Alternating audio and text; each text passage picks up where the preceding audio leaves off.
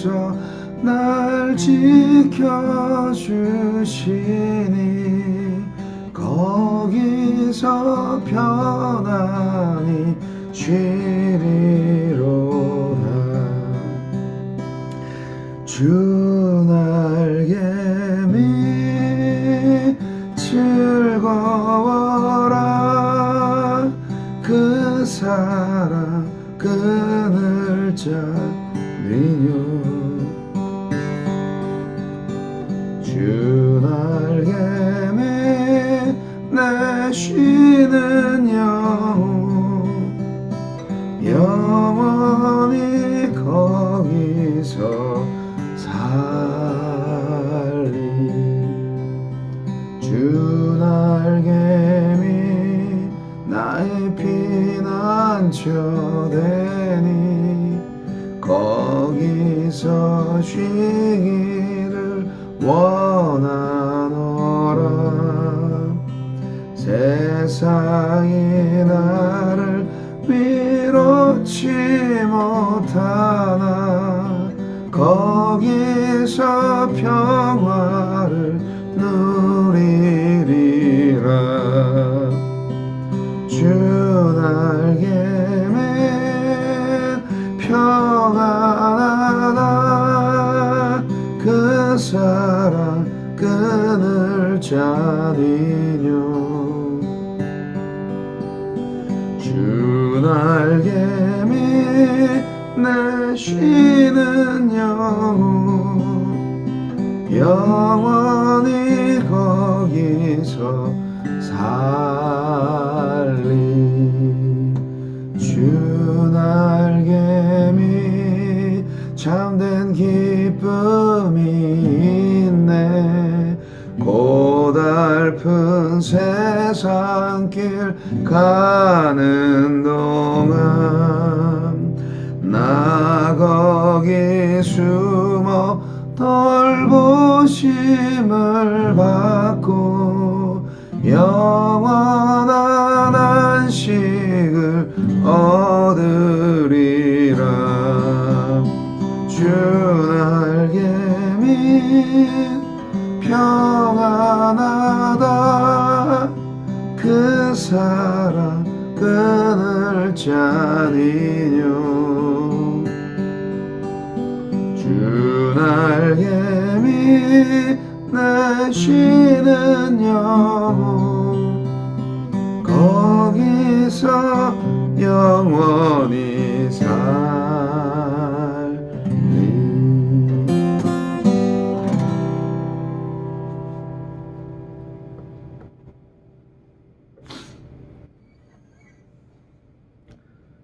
하나님의 놀라우신 은혜와 사랑을 인하여 감사와 찬양을 올려드립니다. 오늘도 말씀으로 새로운 벅찬 하루를 시작하게 하심을 감사합니다. 느헤미야의 성벽 재건의 기적적인 하나님의 역사하심을 보면서 주님의 계획에 따라 순종하고 또한 주님께서 주신 모든 은사를 활용해서 하느님의 나라, 하느님의 도성을 굳건하게 해 나가는 하느님의 종의 사역을 보면서 진정 하느님께서 원하시는 참된 지도자의 모습이 어떤 것인지, 그리고 또한 하느님의 백성들의 삶의 자세는 어떤 것인지 배우게 하심을 감사합니다. 오늘날에도 동일한 은혜로 채워주시는 하느님의 놀라운 사랑과 은혜를 힘입어서 오늘도 주님의 능력과 주시는 지혜를 통해서 세상 사람들이 진정 창조주를 기억하고 또한 왕이신 하나님을 바라보는 역사를 저희들 또한 보게 하여 주시옵소서. 대적자들이 그토록 방해했지만 예루살렘 성벽은 재건되고 예루살렘 성 안에 백성들이 모여 살게 되는 하느님의 도성이 하나님의 나라가 만들어져 세워져 가는 모습을 통해서 오늘날 교회를 하나님께서 어떻게 세워갈 것인지에 대한 지혜를 알게 하여 주시고, 또한 순종하는 선택된 백성으로서 하나님의 섭리 안에 참된 주님의 그 크신 뜻을 깨닫는 놀라운 신비를 체험하게 하여 주시옵소서. 오늘 하루도 주님 말씀과 동행하기를 소원합니다. 예수님 이름으로 기도합니다. 아멘. 느헤미야 11장 1절로 36절 말씀입니다. 백성의 지도자들은 예루살렘에 거주하였고 그 남은 백성은 제비 뽑아 10분의 1은 거룩한 성 예루살렘에서 거주하게 하고 그 10분의 9는 다른 성읍에 거주하게 하였으며, 예루살렘에 거주하기를 자원하는 모든 자를 위하여 백성들이 복을 빌었느니라. 이스라엘과 제사장들과 레위 사람들과 느디님 사람들과 솔로몬의 신하들의 자손은 유다 여러 성읍에서 각각 자기 성읍, 자기 기업에 거주하였느니라. 예루살렘에 거주한 그 지방의 지도자들은 이러하니, 예루살렘에 거주한 자는 유다 자손과 베냐민 자손 몇 명이라.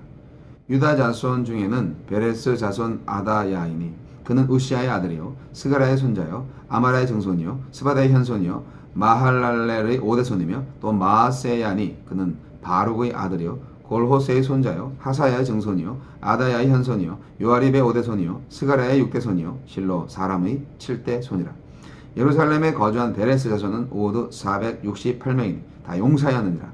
베냐민 자손은 살루이니 그는 무슬람의 아들이요 요에스의 손자요 부다야의 종손이요 골라야의 현손이요 마아세야의 오대손이요 이디엘의 육대손이요 여사야의 7대손이며, 그 다음은 갑배와 살레니니 모두 928명이라. 시그리의 아들 요엘이 그들의 감독이 되었고 하스누아의 아들 유다는 버금이 되어 성읍을 다스렸느니라. 제사장 중에는 요아립의 아들 여다야와 야긴이며, 또 하느님의 전을 맡은 자 스라야이니 그는 힐게의 아들이요 무슬람의 손자요 사독의 증손이요 무라요스의 현손이요 아히두베의 오대손이며, 또 전에서 일하는 그들의 형제니 모두 822명이요 또 아다야이니 그는 여호람의 아들이요 블라야의 손자요 암시의 증손이요 스가랴의 현손이요 바오스훌의 오대손이요 말기야의 육대손이며, 또 그 형제의 족장된 자이니 모두 242명이요 또 아마세이니 그는 아사렐의 아들이요 아흐세의 손자요 무실레못의 증손이요 임멜의 현손이며, 또 그들의 형제의 큰 용사들이니 모두 128명이라. 하그돌림의 아들 삽디엘이 그들의 감독이 되었느니라. 레위 사람 중에는 스마야이니 그는 학수베 아들이요 아스리감의 손자요 하사베아의 증손이요 분니의 현손이며, 또 레위 사람의 족장 삽부대와 요사바시니 그들은 하느님의 전 바깥일을 맡았고, 또 아삽의 증손 삽디의 손자 미가의 아들 마따대아니니 그는 기도할 때 감사하는 말씀을 인도하는 자가 되었고, 형제 중에 박부갸가 버금이 되었으며, 또 여두둔의 증손 갈랄의 손자 삼무아의 아들 압단이 거룩한 성의 레위 사람은 모두 284명이었느니라. 성 문지기는 아굽과 달몬과 그 형제이니 모두 172명이며, 그 나머지 이스라엘 백성과 제사장과 레위 사람은 유다 모든 성읍에 흩어져 각각 자기 기업에 살았고, 느디님 사람은 오벨에 거주하니 시아와 기스바가 그들의 책임자가 되었느니라. 노래하는 자들인 아삽 자손 중 미가의 현손 마따냐의 증손 하사바의 손자 바니의 아들 우시는 예루살렘에 거주하는 레위 사람이 감독이 되어 하느님의 전 일을 맡아 다스렸으니, 이는 왕의 명령대로 노래하는 자들에게 날마다 할 일을 정해주었기 때문이며, 유다의 아들 세라의 자손 곧 무세사벨의 아들 부다히아는 왕의 수하에서 백성의 일을 다스렸느니라. 마을과 들로 말하면 유다 자손의 일부는 기랏 아르바와 그 주변 동네들과 디본과 그 주변 동네들과 여갑스엘과 그 마을들에 거주하며, 또 예수아와 몰라다와 벳벨렉과 하살수엘과 브엘세바와 그 주변 동네들에 거주하며, 또 시글락과 무고나와 그 주변 동네들에 거주하며, 또 에느림몬과 소라와 야르뭇에 거주하며, 또 사노아와 아돌람과 그 마을들과 라기스와 그 들판과 아세가와 그 주변 동네들에 살았으니, 그들은 브엘세바에서부터 흰놈의 골짜기까지 장막을 쳤으며, 또 베냐민 자손은 게바에서부터 믹마스와 아야와 베델과 그 주변 동네들에 거주하며, 아나돗과 놉과 아나냐와 하솔과 라마와 기타임과 하뎃과 스보임과 느발랏과 로드와 오노와 장인들의 골짜기에 거주하였으며 유다에 있던 레위 사람의 일부는 베냐민과 합하였느니라. 아멘. 예루살렘을 채우다. 예루살렘을 채우다. 하느님은 성을 비우기도 하시고 채우기도 하신다.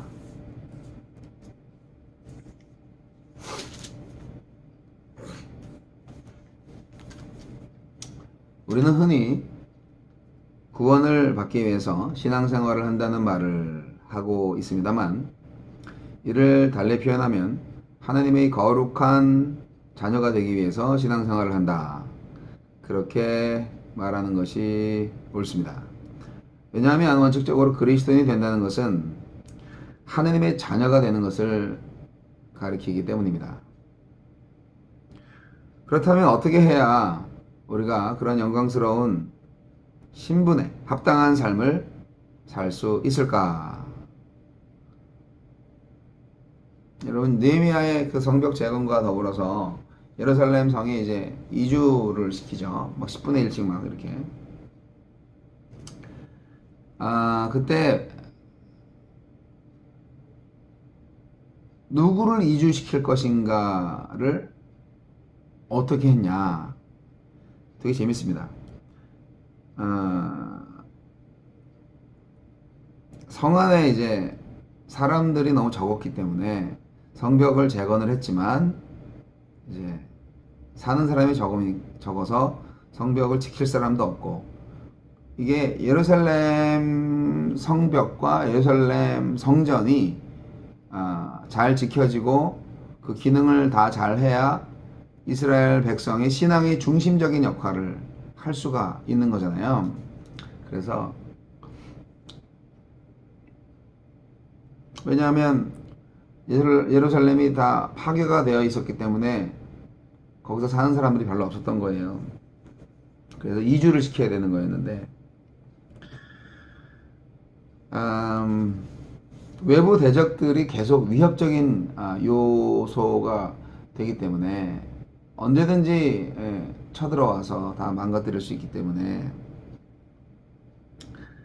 그래서 누구를 이주시킬 것인가? 사실 지금도 그렇지만 고대 한 나라의 어떤 힘을 수도의 크기를 가지고 가늠하는 경우가 많이 있습니다. 그 나라의 수도가 얼마나 크냐, 얼마나 강하냐, 그런 거를 통해서 나라의 어떤 힘을 과시하는 경우도 있는데요. 그래서 통치자마다 자기 나라의 수도를 강화시키는 일에 역점을 두는 경우가 많이 있었습니다. 그래서 느헤미야는 어떻게 했냐? 각처에 흩어져 있는 백성들을 지방마다 제비를 뽑게 했어요. 그러니까 랜덤이에요, 랜덤. 뽑힌 자가 가는 거예요. 그래서 10분의 1을 백성들의 10분의 1을 제비 뽑기를 해갖고 성 안으로 이주시키는 계획을 세웠습니다. 그리고 백성들은 그 계획에 그대로 따랐어요. 그래서 전체 백성 가운데에서 10분의 1이 뽑혀가지고 거룩한 성 안으로 들어가 살게 되었습니다. 뽑혔다 하는 게 재밌지 않습니까? 이게 어떻게 보면 랜덤으로 우연찮게 뭐 이게 재수가 좋은 건지 아니면 운이 없는 건지 글쎄요. 이스라엘 백성들은 어떤 어려움이 생기면 그 해결 방법으로 제비뽑기를 뽑아서 결정을 하곤 했습니다. 제비에 뽑히는 것을 하나님의 결정이라고 믿었기 때문에 그렇습니다. 이것은 잠언서 16장 33절에 기록되어 있는 말씀이기도 한데, 10분의 1의 사람들은 자기 의지와 상관없이 예루살렘 성 안에 들어와서 살게 됐어요. 여러분, 자기 의지와 상관없이 지금 이 예루살렘 성은 하나님의 나라, 천국을 상징합니다. 교회를 의미할 수도 있고요. 어쨌든 자기 의지와 상관없이 결국 뭐냐? 하나님으로부터 택함을 받아야 하나님의 자녀가 될 수 있다. 이런 거죠. 택함을 받아서 구원을 받고 하나님의 자녀가 되었다. 이 말씀은 성경 안에 너무나 많이 나와 있습니다. 에베소서 1장 5절, 데살로니가후서 2장 13절. 사실 우리의 신앙 생활 경험을 깊이 생각을 해보면 이게 참 하나님이 인도하셨구나. 하나님이 택해 주셨구나. 하나님이 섭리하셨네. 네, 맞습니다. 나의 의지와 상관없이 구원받았습니다. 얼마나 감사한지. 뿐만 아니라 하나님의 자녀로서 수행해야 할 사명 또한 하나님의 택하심과 섭리 속에서 주어지는 것이다. 이렇게 믿을 수밖에 없는 것입니다. 우리가 어떤 신분으로 어떤 사명자로 부르심을 받았는지 그냥 거기에 순종하세요. 제비 뽑힌 거예요. 그냥 하나님으로부터 택함을 받은 거예요. 예. 왜 날 부르셨나요? 뭐 이런 말씀하지 마시고 택해 받았으면 그냥 가시면 됩니다. 그럴 때 그렇게 순종할 때 그렇게 충성할 때 진정 아름다운 신앙의 결실을 맺게 될 것입니다. 물론 택함 받은 사람 중에서 뭐 다 좋아했겠냐? 근데 오늘 본문 말씀을 보면요. 제비뽑기에 의해서 예루살렘 성 안으로 들어가 살도록 뽑힌 백성 중에서 자원하는 열정을 가진 사람들이 많았다는 것입니다. 사실 예루살렘 성에 뭐가 있어요? 예. 주민으로서 살아가기가 여간 어려운 것이 아니었을 겁니다. 다 흩어져 살고 있었고 그동안에 그 지역에서 어쨌든 다 안정을 찾았을 거 아니에요. 그런데 뭐 성벽이 재건됐다 할지라도 그 안에서 새롭게 살아야 되는데 생업의 수단이 거의 없었을 겁니다. 또 항상 대적들의 위협이 끊이지 않았을 거고요. 그러니까 어떻게 보면 인간적으로 보면 성 안에 들어가서 살겠다 그렇게 선뜻 지원하기에는 좀 어려운 상황이었겠죠. 그래서 다른 백성들은 그들에게 복을 빌어 주었습니다. 잘 살아야 돼. 잘 살아. 모든 사람들은 이스라엘 백성이었지만 특별히 성 안에 사는 사람들은 선택된 사람들입니다. 모든 사람들이 신앙생활을 하지만 그 중에서도 선택된 사람들이 또 있어요. 네. 저 리더십이라고 생각을 하는데요. 십자가를 지고 가는 일이 얼마나 험난한 일인지 하지만 그걸 알면서도 하느님의 뜻인 것을 알고 즐겁게 그 길을 간다 하는 것입니다. 예수님도 그랬고요. 우리도 그래야만 합니다. 인간적으로 볼 때는 정말 현실적인 어려움이 있지만 그러나 하나님의 뜻에 따라서 가는 그 인생, 그들의 헌신은 하나님의 뜻과는 정말 상관없이 편안한 현실에 안주하고 있는 그리고 적당히 세상과 타협하며 평탄하고 수월한 삶을 즐기려 하는 그런 사람들과 separate life입니다. 구별된 삶입니다. 우리는 현실 안주를 하려고 하죠. 굳이 거길 가야 되나? 네. 아무것도 없는데 모든 걸 다시 새로 시작해야 되는데 굳이 가야 되나? 가셔야죠. 당연하죠. 택함 받았으니까. 기쁨으로 가셔야죠. 억지로 가든 뭐 기쁨으로 가든 가야 되는 거 아닙니까? 우리 하나님이 택하셨는데 웬만하면 기쁨으로 가세요. 하나님의 뜻을 순종할 때 자원하는 심령으로 정말 사명을 잘 감당하는 그런 믿음으로 적극적인 일꾼이 되셔서 하나님의 거룩한 자녀답게 살았으면 좋겠습니다. 우리가 하나님의 자녀로서 그 아름다운 삶을 제대로 살아가기 위해서는 먼저 우리 자신에게 주신 하나님의 뜻이 무엇인지 깨달아야 합니다. 그러나 하나님의 섭리와 인도라는 명목하에 아무런 자발적인 노력도 하지 않고 마냥 그냥 뭐 하나님이 알아서 해주시겠지 뭐 이러고 앉아있으면 안 돼요. 하나님께 순종을 하셔야죠. 하나님이 우리의 손을 잡아 이끄실 때 우리도 힘차게 무릎을 일으켜서 세워야죠. 하나님의 뜻, 계시, 택함, 거기에 인간의 응답, 자원하는 심령, 순종하는 말, 이게 딱 맞아갖고 돼야 구원과 하나님의 기적이 일어나는 것입니다. 느헤미야 시대의 예루살렘 거민들은 지금 뭐 역사 속에서 다 사라졌지만 그들은 오늘에 와서는 하나님의 자녀들의 모임인 교회의 모형이 되었고요. 또 마지막 날에 이르러서 한자리에 다 모이게 될 천국 백성의 모형이기도 합니다. 예루살렘은 거룩한 성이잖아요. 그런 상징성이 있는 거죠. 그래서 그것이 바로 교회와 천국을 예시해주고 있는 것입니다. 이런 점으로 미뤄볼 때 느헤미야 당시에 예루살렘 거민들의 특성을 살펴보는 것도 매우 유익하다 생각을 합니다. 오늘 본문 말씀 중에서 11장 3절 24절까지 말씀에는 예루살렘 거민들이 어떻게 조직이 되었나 하는 것을 알 수가 있어요. 위계 질서가 있었던 거죠. 백성들의 리더들이 먼저 있었어요. 그리고 또 용사들, 베냐민 지파들이 원래 싸움 잘하잖아요. 용사들도 있었고 베냐민 자손의 감독인 요엘 있었어요. 9절에. 그리고 제사장들의 감독인 삽디엘도 있었어요. 14절. 그리고 레위 사람의 감독인 우시도 있었습니다. 22절. 한마디로 해서 이 리더들마다 다 그 역할이 주어져 가지고요. 전체 그 거민들이 아주 일사불란하게 살도록 되어졌던 것입니다. 이 조직이 필요합니다. 네. 조직이 필요합니다. 맡은 일들이 아주 다양했죠. 네.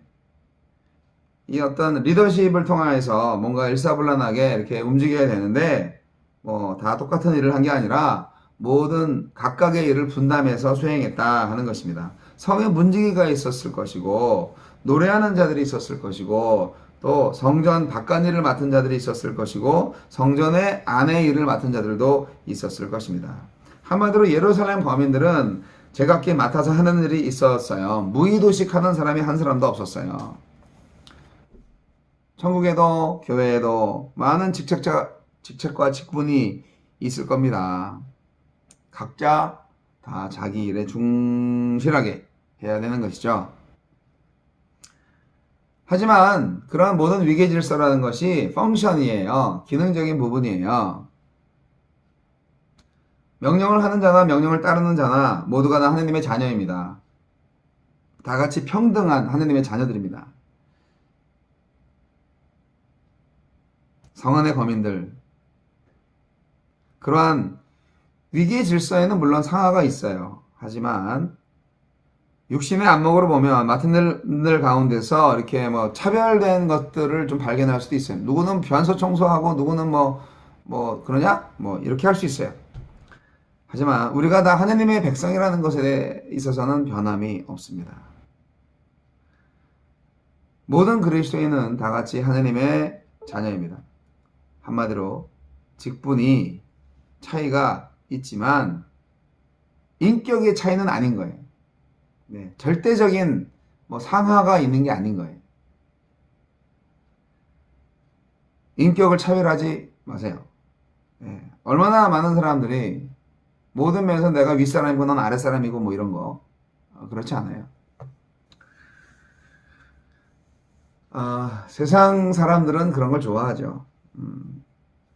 만나면 누가 어른인지 딱 가리는 그런 한국 사람들의 습관이 있죠. 나이가 뭐 한 살이라도 위면 내가 형님이야 임마. 형님으로 모셔. 뭐 이렇게 하시는 분들이 있는데 글쎄요. 교회는 그러면 안 될 것 같습니다.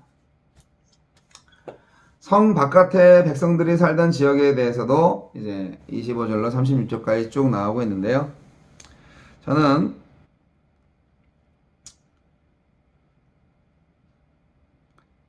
우리 교회가 이 세상에 하나님의 나라를 확장하는 사명을 갖고 있다고 믿습니다. 우리는 넷에 대한 분명한 소망이 있어야 됩니다. 넷에 대한 분명한 소망의 소유자만이 현세의 삶에도 아주 충실하게 살 수 있다는 것을 저는 믿습니다. 천국은 반드시 있고요. 그것은 만들어집니다. 우리 안에서 확장되어 가는 것이라 저는 믿습니다. 하나님께서 저와 여러분을 택하셨어요. 자원하는 심령으로, 기쁨으로 순종하시지 않겠습니까? 지금까지의 현실 안주, 내가 만들어 놓은 세상. 그러나 이제 택함받은 자가 돼서 예루살렘 성으로 이주된다면 기쁜 마음으로 자원해서, 비록 그것이 다시 삶의 그 터전을 만들어야 하는 것이지만 어때요? 그것이 바로 하나님의 성, 예루살렘, 그 안에서 사는 삶이잖아요. 조금 인내하고 그리고 애쓰고 고생하고 헌신하면 예루살렘의 영광이 우리에게 찾아옵니다. 하나님 정말 기뻐하시는 일이에요. 하나님께서 정말 큰 상을 베푸실 것이고, 정말 이스라엘 전체 백성 공동체 중에서 택함받은 자로서, 백성 중의 백성으로, 종 중의 종으로, 자녀 중의 자녀로서 그러한 빛난 영광에 참여하게 될 것입니다. 하나님의 자녀로 택함받은 것을 감사하고 택하신 하나님을 찬양하십시다. 하나님 아버지, 어떤 경우에는 하나님께서 우리에게 다시금 또 힘들고 어려운 길을 가게 하시는 그런 일이 있습니다. 하나님께서 허락하신 예루살렘, 그것으로 자기 의지와 상관없이 제비 뽑혀서 이사를 할 수밖에 없었던 백성들, 그러나 자원하는 심령으로 일사불란하게 조직을 만들고 그 안에서 헌신함으로써 굳건하게 하나님의 성을 잘 지켜나가면서 이스라엘 전체의 코어로서, 중심으로서 리더십을 발휘했던 것을 바라볼 때 우리도 이곳에서 하나님의 택함을 받아서 리더십을 가지고, 그것이 비록 십자가의 길일지라 할지라도 기쁨으로 감당할 수 있는 믿음을 주시옵소서. 그래서 조금만 참고 조금만 더 노력해서 새로운 인생, 새로운 선택, 새로운 영광에 참여하게 하여 주시옵소서. 오늘도 주의 말씀으로 승리하게 하여 주시고, 예수 이름으로 승리하게 해 주시고, 우리의 미래를 오늘로 땡겨서 경험함으로써 참된 기쁨을 만끽하게 하옵소서. 주님을 찬양합니다. 예수님 이름으로 기도하옵나이다.